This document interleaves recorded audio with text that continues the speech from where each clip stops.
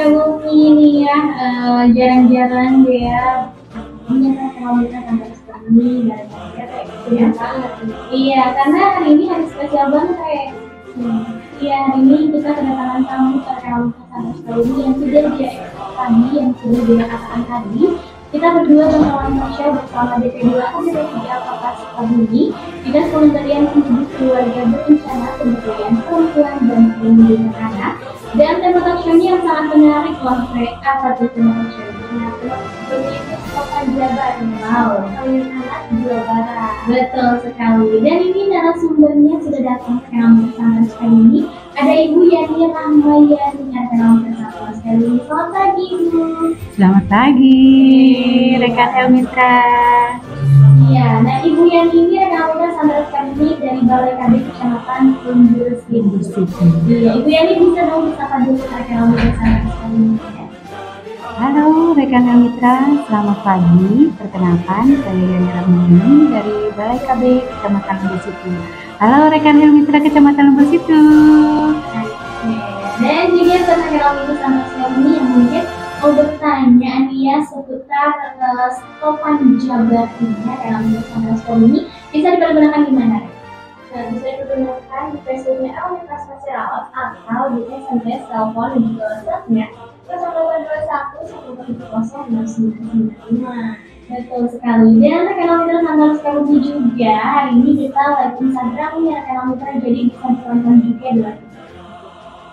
Jadi langsung aja nih mungkin rekan Elmitra yang tadi nih yang dari pagi bertanya-tanya dia sama Dea DP2 KBP3 itu apa sih? Nah rekan Elmitra sampai sekali ini Bu Yani ini mau menjelaskan DP2 KBP3 itu apa? Bu Yani? Ya, oke. Makasih ya nih Dea. Jadi DP2 KBP3A itu singkatan dari Dinas Pengendalian Penduduk, Keluarga Berencana, Pemberdayaan Perempuan dan Perlindungan Anak. Kita ada di Jalan Kenari, Kota Sukabumi. Di situ kita mempunyai program, gitu ya. Programnya itu yaitu untuk pengendalian penduduk, khususnya keluarga berencana, yaitu yang mau ber-KB ada di kita ya. Ibu-ibu yang mau ber-KB selalu ada pemberdayaan perempuan dan perlindungan anak. Nah, secara singkatnya mungkin seperti itu ya untuk DP2 KBP3A Kota Sukabumi. Oke, nah jadi rekan Elmitra sampai sekarang ini DP2 KBP3 ini untuk melindungi perempuan dan juga anak. Ya. Oke nih Ibu, program-program apa aja sih yang ada di DP2 KBP3 ini? Ya, programnya itu tadi sudah saya sebutkan di awal ya, ada pengendalian penduduk, ya kita ada program ketahanan keluarga, ada keluarga berencana. Nah kita ada tim di DP2 KBP3 itu yaitu penyuluh keluarga berencana, gitu ya, penyuluh lapangan keluarga berencana yang ada di setiap kelurahan. Jadi kita ada program keluarga berencana secara gratis yang dilaksanakan di setiap puskesmas. Untuk metode jangka panjangnya, kontrasepsi jangka panjang. Jadi ada implan sama IUD di situ kita gratis loh Neng. Jadi setiap hari Jumat kita ada pelayanan gratis di puskesmas untuk melayani ibu-ibu yang mau ber-KB. Nah, yang dilayani itu KB-nya itu jangka panjang yaitu implan dan IUD. Lalu kita ada pemberdayaan perempuan. Di situ kita ada bagaimana kita bisa meningkatkan pemberdayaan perempuan itu misalnya dengan UPPKA gitu ya, dan perlindungan anak. Nah, apabila nanti ada kejadian KDRT atau apa bisa nanti melalui DP3AKB yaitu dari di bidang perlindungan anak. Seperti itu ya program-program yang ada di kita. Ini sesuai tema ya gerakan stopan jabar. Nah, gerakan stopan jabar itu apa sih? Stopan jabar itu stop perkawinan anak di Jawa Barat. Nah, sekarang itu ya Nengnya berdasarkan data UNICEF itu ada 115 juta anak laki-laki itu menikah di bawah usia 18 tahun. Nah, di mana 1 dari 5 anak itu sebelum mereka usianya berumur 15 tahun itu sudah menikah. Nah makanya itu di dunia. Nah sedangkan di Indonesia sendiri, menurut perkawinan Undang-Undang Nomor 1 Tahun 74, kondisi pernikahan di Indonesia itu sudah sangat mengkhawatirkan gitu ya. Jadi kita tidak lagi memperhatikan usia itu, makanya ada stop panjabar, stop pernikahan anak di Jawa Barat. Jadi begitu ya Ria. Jadi stop panjabar itu kenapa digalakkan? Karena supaya tidak ada lagi pernikahan anak di bawah umur. Nah, kenapa sih Bu gerakan stop panjabar ini ada di Kota Sukabumi? Apakah Kota Sukabumi ini banyak juga gitu anak-anak di bawah umur yang sudah menikah? Kemarin sempat dibahas ya, kalau untuk Kota Jawa Barat sendiri gitu ya, menduduki peringkat ke-18 se-Indonesia, Neng, dengan presentasi sebesar 12,3%. Jadi masih menduduki peringkat 5 di atas rata-rata Indonesia sebesar 10,82%. Nah itu sumber datanya itu dari BPS tahun 2020. Makanya kenapa kita menggalakkan stop panjabar ini, supaya anak-anak itu tidak sampai tidak sampai melakukan pernikahan di bawah usia ya, karena ada dampaknya itu ke pendidikan kan, bisa putus sekolah kan kalau misalnya adik-adik itu menikah di bawah usia yang sudah yang seharusnya gitu ya, karena kita BKKBN itu punya standar usia pernikahan itu 21 tahun untuk wanita, 25 tahun untuk laki-laki ya. Jadi kalau di bawah itu anak-anak itu bisa putus sekolah ya untuk pendidikannya. Terus nanti di kesehatannya rawan terjadinya kematian ibu dan anak gitu ya. Terus dari kematian ibu dan anak itu nanti bisa meningkatkan AKI dan AKB, angka kematian ibu dan angka kematian bayi. Lalu untuk wanitanya itu bisa menyebabkan kanker sertik, bisa menyebabkan preeklamsia juga, pendarahan ya waktu melahirkan. Terus juga mengakibatkan stunting pada anak yang sekarang sedang booming ya. Sekarang sedang booming nih, digalakan pencegahan stunting. Nah itu kita mencegahnya itu dari hulu ke hilir. Nah itu dari remajanya itu sendiri kita mencegahnya, supaya remajanya itu nanti tidak menghasilkan anak yang beresiko stunting gitu ya. Terus nanti anaknya bisa BBLR. Apa itu BBLR? Bayi, berat badan bayinya itu lahir rendah gitu ya, jadi tidak normal. Lalu di bidang ekonomi juga bisa mengakibatkan kemiskinan, karena kan kalau sudah menikah otomatis kan anak itu tidak sekolah ya. Dia membutuhkan makan mungkin ya untuk biaya hidupnya gitu kan, sedangkan untuk pekerja anak itu upahnya masih rendah, di bawah minimal ya. Terus ada lagi KDRT ya, ada kekerasan dalam rumah tangga karena sama-sama belum matang usianya gitu kan, jadi menyebabkan kekerasan dalam rumah tangga. Terus ada kesehatan mentalnya juga nanti terganggu mungkin seperti itu ya. Kenapa kita menggalakkan program stop panjabar ini? Ini menyinggung perkawinan anak nih Bu ya. Apa sih latar belakang keluarga Albani yang melakukan perkawinan anak di Indonesia? Jadi kebanyakan itu latar belakangnya itu mereka ada mitos yang ya di masyarakat itu ya suka berkembang gitu mitosnya. Jadi kalau pernikahan di bawah umur itu atau menikah muda itu nggak masalah gitu ya, selama kita cinta dengan pasangan kita gitu ya. Lalu terus lebih cepat anak perempuan menikah lebih baik katanya gitu, menurut orang tua dahulu gitu ya. Terus ada juga lebih laku katanya, cepat laku gitu ya. Kalau menikah muda itu asumsinya jadi cepat laku katanya. Terus ada lagi mencegah zina ya gitu ya nih ya. Ada sih pembenaran emang seperti itu, cuman kita harus menyadari lagi kalau misalnya kita menikah di bawah umur itu resikonya seperti apa. Ya, memang bisa mencegah zina, tapi baik-baiklah kita dalam pergaulan gitu ya. Terus nasib kita kehendak Tuhan, nggak perlu dihalang-halangi katanya gitu ya.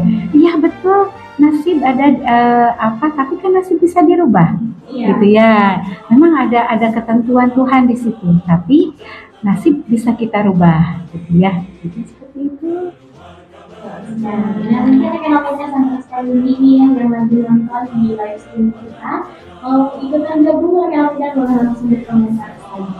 Dan juga Bu, siapa saja sih yang terlibat dalam gerakan diskopan Jawa itu?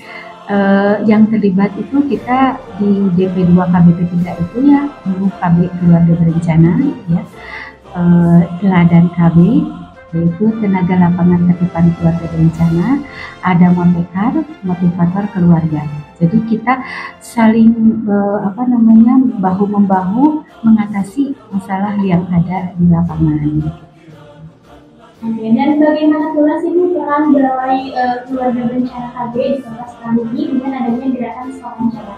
Ya, perannya kita selalu mensosialisasikan ya ke masyarakat gitu, karena kan kita selalu aktif. Balai Penyuluh KB Kecamatan Lubus itu penyuluhnya itu selalu aktif ke lapangan.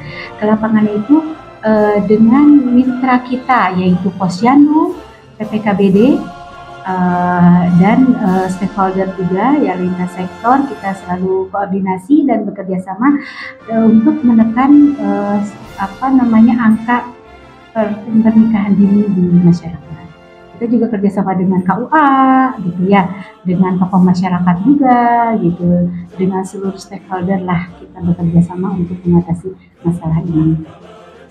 Oke, nah rekan-rekan sampai sekarang ini pembahasannya yang sangat seru sekali karena banyak juga di sekitar kita ya, tetangga kita mungkin rekan-rekan sampai sekarang ini yang mengikuti ataupun yang mengikuti arahan dari orang tuanya cerita kata bimbing gitu ya, karena itu tidak baik sama kesehatan jiwa raga ini ya, sekali pendidikan yang sangat penting di zaman sekarang ya, mencari kerja sama pendidikan juga kan bersama sekali. Jadi jaga diri baik-baik rekan bersama sekali ini ya. Dan kalau rekan bersama sekali tetap stay tune, nanti kita bakalan balik lagi dan kita bakalan bahas lagi pokoknya rekan antara sekali ini tetap stay tune aja di sini rekan, jangan kemana-mana.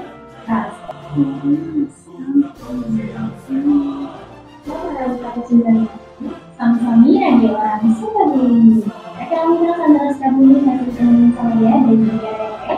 Dan pastinya rekan antara sekali masih ditemenin sama Ibu. Iya betul sekali rekan antara sekali. Dan kita ini masih membahas tentang Jordan rekan antara sekali ini. Jadi mungkin rekan yang sudah menonton di live stream kita mau ikutan gabung boleh banget kalau kita sama sekali ini, dan ibu juga boleh dong bisa dulu nih yang lagi nonton ada tadi DP2 KBP 3A Toksik nih ya. Siap, terima kasih rekan Mitra Sukabumi. Oke, ibu kita lanjut lagi nih ya tentang diskopan Jawa ini karena masih banyak kayak ini ya pembahasan kita di hari ini. Dan mungkin Bu kalau misalnya dampak dari perkawinan anak di bawah usia ini apa aja sih dampak selain yang tadi disebutkan? Iya, jadi dampaknya itu jadi anak itu belum matang untuk mengelola dirinya sendiri kan, karena kan usianya itu masih muda, jadi masih seneng main gitu kan. Tapi karena sudah terlanjur menikah dini, jadi dia tidak bisa mengelola dirinya sendiri gitu ya. Terus ada lagi kehilangan kesempatan untuk mengeksplor diri. Masih banyak cita-cita yang belum tercapai gitu, tapi sudah menikah gitu kan, jadi otomatis kan terbatas bagaimana cara dia mengeksplor dirinya, pengen ini, pengen itu gitu ya, cita-citanya jadi terhambat gitu ya. Terus tergantung penuh sama pasangannya. Jadi ketergantungan kan, ya kan, jadi karena dia sudah menikah, jadi karena belum matang, jadi otomatis dia tergantung sama pasangannya. aduh aku harus gimana nih, misalnya apalagi kalau sudah punya anak, otomatis kan anak sakit, repot gitu kan. Tergantung sama pasangan juga, bisa tergantung ke orang tuanya juga gitu kan, karena dia belum bisa mandiri. Bagaimana sih cara mengasuh anak, atau apalagi cara mendidik anak gitu ya, pengetahuannya itu masih minim gitu ya kalau untuk anak usia dini menikah gitu ya nih ya. Terus ada lagi juga bisa menjadi korban kekerasan karena saking dia belum dewasa gitu kan dengan pasangannya, ada masalah sedikit ribut gitu ya. Dia nggak ada masalah sedikit ribut gitu kan, yang ini karena dia belum dewasa, belum bisa memahami bagaimana sih menghadapi masalah ini gitu kan. Ya kan di situ terjadilah kekerasan dalam rumah tangga. Gitu. Ya. Kalau misalnya misalnya gimana sih buat mungkin kita caranya itu ada lebih ke pemahaman secara agama ya. Kita lebih mendekatkan diri kepada Tuhan Yang Maha Esa gitu ya. Dengan kita mendekatkan secara agama, kita ada batas-batas di situ ya. Batas-batas bagaimana cara kita berhubungan dengan lawan jenis gitu ya, kan ada batasan tuh ya Neng ya. Jadi kalau misalnya kita tahu agama, oh ada yang nggak boleh nih begini, ada yang nggak boleh nih begitu, jadi kan otomatis kita jadi mengini diri jadi tidak bablas gitu ya kalau istilah anak sekarang gitu ya, jadi nggak kebablasan gitu. Terus wajib belajar 12 tahun, jadi selesaikanlah dulu sekolah pendidikan gitu kan. Dengan sekolah pendidikan kan menjadi bekal kita untuk ke depan gitu ya. Kita bisa bekerja, menghasilkan untuk keluarga. Jadi kita matang untuk membina rumah tangga gitu kan. Punya bekal gitu ya. Terus ada lagi pelibatan tokoh agama dan masyarakat. Ya, tokoh agama. Jadi kita sering-seringlah kita bergaul dengan orang-orang yang baik gitu ya, mengerti agama gitu, masyarakat yang baik, mendengarkan nasihat orang tua gitu kan. Orang tua itu pasti memiliki cita-cita. Ya, memiliki cita-cita anaknya itu nanti mau seperti apa sih gitu kan ya. Nah, kalau kita paham tentang agama, jadi kita tahu bagaimana membahagiakan orang tua kita dulu gitu ya. Jadi jangan sampai kita mengecewakan orang tua. Ya, salah satu kita kebablasan itu salah satu kita mengecewakan orang tua ya. Orang tua itu sudah berusaha keras untuk mendidik anaknya, ingin anaknya itu menjadi seseorang gitu ya, menjadi seseorang sehingga berguna untuk masyarakat, untuk keluarga dan berguna untuk dirinya sendiri juga gitu kan. Kalau misalnya kita sudah berhasil, yang senang siapa? Ya kita sendiri, membanggakan keluarga juga, orang tua juga ya. Dan Bu, kalau misalnya dari Stopan Jabar ini, peran orang tua itu seperti apa? Untuk Stopan Jabar ini peran orang tua itu sangat diperlukan ya. Jadi ada pembimbingan, kita pendampingan kepada anak itu harus seperti apa. Jadilah teman untuk anak. Jadi jangan hanya menyuruh, mendidik, mengintimidasi anak. Tapi kita sebagai orang tua juga harus menjadi teman curhat gitu ya. Jadi si anak itu kalau misalnya ada masalah larinya tidak ke hal-hal yang negatif, tapi kalau ada masalah itu bisa didiskusikan minimal dengan orang tuanya, dengan mamanya, dengan ayahnya gitu ya. Jadi kita cari solusi yang terbaik. Oh ada masalah nih di sekolah, oh ada bullying. Nah sekarang kan lagi booming ya, lagi rame masalah bullying di sekolah. Minimal kalau anaknya itu dekat dengan orang tua, dia bisa curhat.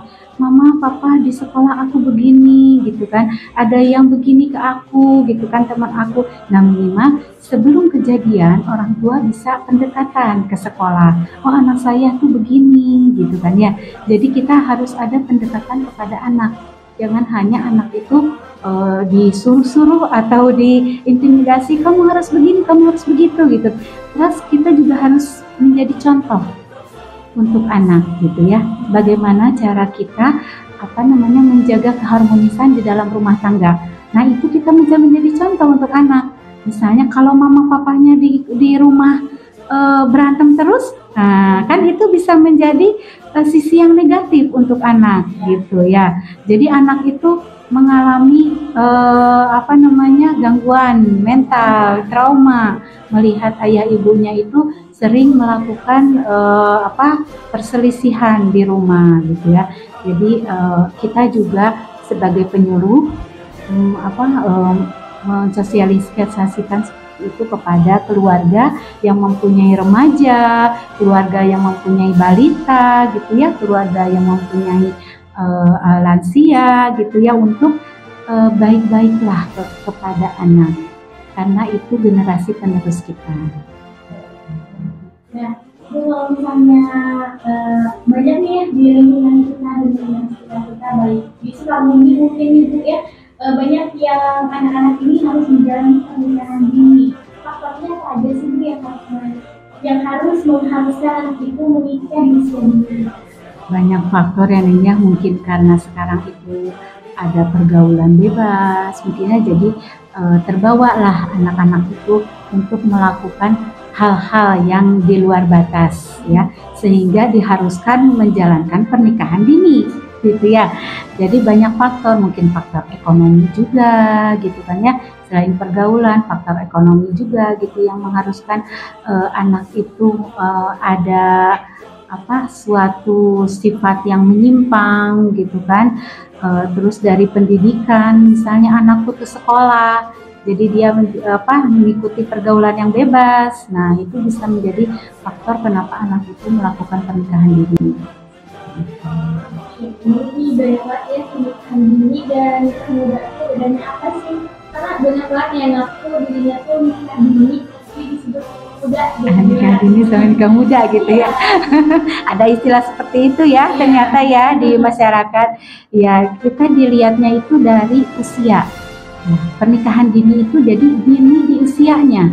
Jadi karena tadi Ibu sudah bilang kalau di BKKBN kita ada batasan usia gitu ya, 21 tahun untuk wanita dan 25 tahun untuk laki-laki untuk pria gitu ya. Jadi menikah muda itu pasangan muda gitu ya. Bisa dilihat dari karena kemudaannya itu usia yang masih muda itu gitu ya. Kalau dini itu karena belum masuk umur usia, belum masuk umur gitu, belum sesuai umur kalau dini ya. Kalau menikah muda karena usianya memang muda gitu ya. Jadi mungkin perbedaannya seperti itu ya, antara dini dengan muda, pernikahan dini dengan pernikahan muda, pasangan muda gitu ya. Kalau pernikahan dini itu dilihat dari dini usianya menikah gitu. Kalau pasangan muda emang masih muda usianya untuk menikah gitu, seperti itu. Nah, mungkin kira-kira antara Sukabumi ini ya, yang mau bertanya ataupun yang mau ikutan gabung ya, yang mau ikutan bincang-bincang harus papan jabat ini. Kira-kira antara Sukabumi bisa digunakan di 1821 Nanti kita balik lagi kira-kira antara Sukabumi kita cuma jadi sekarang ya.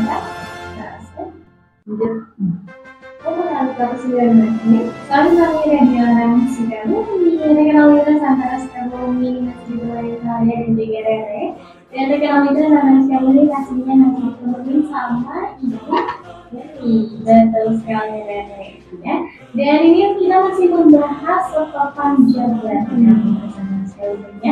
Tadi sudah dibahas papan jabat itu apa dan bagaimana sih penggunaannya ya, dan faktor-faktor apa saja yang sudah dibahas dalam pertemuan ya.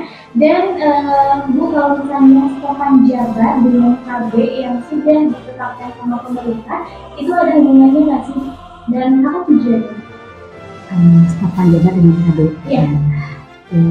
Jadi papan jabat itu kan stop pernikahan anak ya. Tapi kalau sudah terlanjur kejadian ya, sudah menikah, nah minimal kita bisa meminimalisir gitu ya untuk mencegah kehamilan muda gitu ya. Jadi dicegah dulu dah dengan KB gitu ya. Jadi mudah emang sih kejadiannya itu sudah kejadian gitu ya, sudah mengandung misalnya gitu ya si catin itu, calon pengantin itu. Tapi kalau seandainya dia menikah tapi belum mengandung, jadi kita bisa meminimalisir gitu ya, bagaimana nanti si calon ibunya itu siap untuk menjadi calon ibu hamil gitu ya.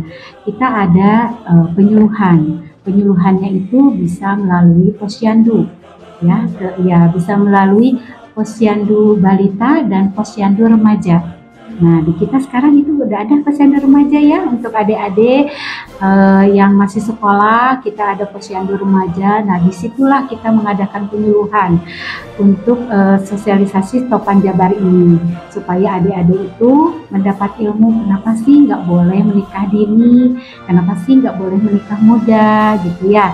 Jadi di situ kita kolaborasi dengan KB-nya itu, kalau misalnya sudah terlanjur menikah, nah kita bisa memotivasi si catin itu untuk ber-KB dulu ya, supaya jangan dulu mempunyai anak, gitu. Jangan dulu hamil lah istilahnya. Tapi kalau sudah terlanjur hamil gitu ya, kita ada pendampingan. Nah, di kita ada tim pendamping keluarga. Nah, di situ ada kader KB, kader PKK, dan tenaga kesehatan juga. Jadi kalau misalnya ada pasangan usia subur yang masih muda gitu ya, kita ada pendampingannya minimal untuk mencegah atau memotivasi si ibu itu kalau sudah hamil itu mendapat cakupan gizi gitu ya yang cukup pada saat ibu itu hamil, dan untuk meminum selalu tablet tambah darahnya. Nah, untuk ibu hamil kan itu wajib ya minum tablet tambah darah. Nah, itu untuk apa? Untuk mencegah reeklamasi, jadi untuk mencegah pendarahan pada saat si ibu itu melahirkan ya. Jadi kita di situ ada pemberian tablet tambah darah gitu ya, menghimbau supaya ibu hamil itu sehat pada saat dia hamil gitu kan, dan menghasilkan nanti melahirkan anak yang kondisinya itu tidak mengarah ke stunting dan tidak menjadi anak yang BBLR gitu. Anaknya nanti yang dihasilkan itu sehat karena asupan gizi ibu hamil itu cukup gitu ya. Oke. Nah Bu, kan pemerintah itu sudah mengatur nih ya, bahwa 2 anak itu cukup. Ya, sedangkan realitanya ini masyarakat ini lebih dari 2 anak. Nah, menurut Ibu gimana? Ya, itu kembali lagi ya, ada juga mitos banyak anak banyak rezeki gitu ya. Tapi kita selalu memberikan penyuluhan, karena itu kembali lagi ke keluarga itu sendiri gitu ya. Kenapa sih anak itu cukup 2 gitu kan ya, untuk supaya anak itu pendidikannya tercukupi gitu ya. Terus kita juga menjaga jarak kehamilannya. Jadi kita selalu menghimbau ibu-ibu itu supaya menjaga jarak kehamilan. Jadi supaya nanti anak masih kecil ternyata si ibunya itu hamil lagi gitu kan. Jadi anak yang kecil itu kurang perhatian, gizinya jadi kurang gitu kan ya. Tapi kalau misalnya kita menjaga jarak kehamilan, berarti nanti anaknya itu akan terperhatikan dan menjadi anak yang bisa berkembang dengan baik, bisa bertumbuh dengan baik gitu ya. Kalau untuk kita menjaga jarak kehamilan gitu. Terus juga dengan ber-KB itu kita bisa kalau ibunya terlalu sering melahirkan kan beresiko juga.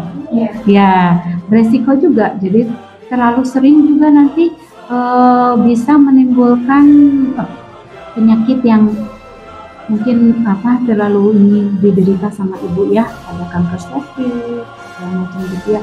Jadi karena kenapa kita harus menjaga itu untuk menghindari hal-hal seperti itu ya.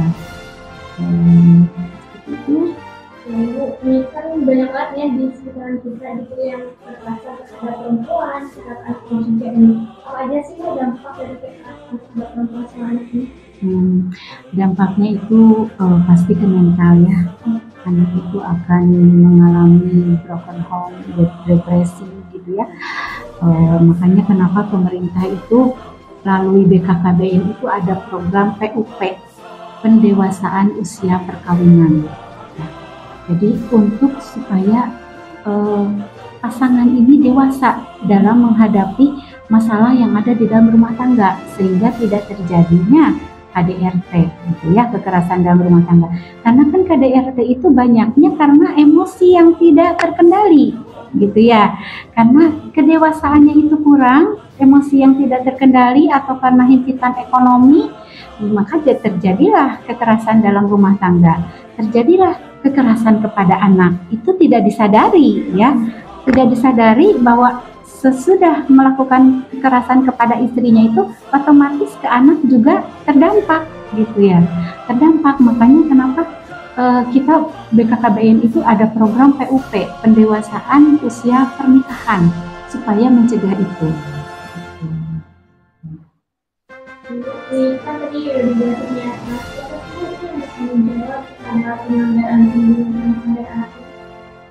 yang bertanggung jawab itu kita semua ya, kita semua harus bertanggung jawab, merasa bertanggung jawab gitu ya, untuk mencegah jangan sampai ada kejadian yang tidak diinginkan di masyarakat gitu ya. Makanya kita harus bahu-membahu membantu pemerintah. Pemerintah itu juga kan punya program supaya masyarakatnya itu selalu hidup damai gitu ya, tidak ada saling baku hantam, tidak adanya lagi kasus bullying di sekolah gitu ya. Karena kan itu sebagian dari dampak dari pernikahan dini ini gitu kan ya. Kenapa si anak bisa terjadi membullying temennya itu? Karena mungkin di rumah dia melihat atau mencontoh gitu ya, atau nggak di rumah juga di sekitar lingkungan rumah gitu kan ya, sampai dia melakukan hal yang sifatnya itu membuli temannya gitu. Jadi itu tanggung jawab kita semua. Marilah kita sama-sama gitu ya, membangun hubungan yang harmonis, baik di keluarga, di masyarakat, di semua gitu ya. Kita dengan hubungan yang harmonis, insya Allah masyarakat kita akan hidup dengan damai. Terima kasih Ibu penjelasannya ya. Dan rekan mitra Santero Kota Sukabumi ini ya, terima kasih juga yang sudah tadi kita gabung. Mungkin rekan mitra Santero Sukabumi dan rekan mitra yang sedang ini ya, mau ikutan gabung masih kita tungguin ya dari ujungnya sebenarnya.